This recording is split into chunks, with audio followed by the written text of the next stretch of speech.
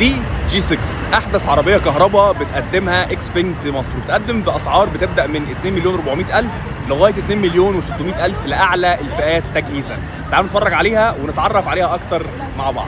جي 6 هي عربية كهربائية من الحجم المتوسط. المحرك الأول اللي بتقدم بيه العربية بقوة 255 حصان وعزم دوران 440 نيوتن متر، مع تسارع من 0 ل 100 في 6.6 ثانية، ودفع خلفي للعجلات، وبطارية بسعة 66 كيلو وات، ومدى قيادة رسمي 435 كيلو. أما الفئة الثانية فهي بتتقدم بنفس المحرك ولكن بقوة 286 حصان وعزم دوران 440 نيوتن متر، وتسارع من 0 ل 100 في 6.2 ثانية، ولكن مع بطارية 87.5 كيلو وات، ومدى قيادة رسمي 570 كيلو متر. طبعا العربيه متقدمه جدا تقنيا، وفيها 5 رادارات و12 سنسور و12 كاميرا شغالين بمعالج نيفيديا اورين اكس، وكل دول بيساعدوا نظام التنبيه للصدمات الاماميه وفرامل الطوارئ وانظمه امان تانية كتير جدا. وكل ده بيجي مع كشافات LED قدام وورا وشنطه وكراسي كهرباء. من جوه في شاشه الترفيه مقاس 15 بوصه، واللي شغاله بمعالج كوالكوم سناب دراجون 8155، ولوحه العدادات 10.25 بوصه. نيجي بقى لفتره الضمان 5 سنين او 120 الف كيلو متر على العربيه، وضمان على البطارية 8 سنين أو 160 ألف كيلومتر. كل ده بجانب خدمة المساعدة على الطريق لمدة 5 سنين، وتقدر كمان تختار ما بين شاحن مجاني تحطه في البيت عندك أو طبقة الحماية الخارجية المجانية للعربية. قولوا لنا إيه رأيكم في فكرة العربيات الكهرباء بشكل عام؟ شايف دلوقتي هي المرحلة المناسبة في مصر للعربيات الكهرباء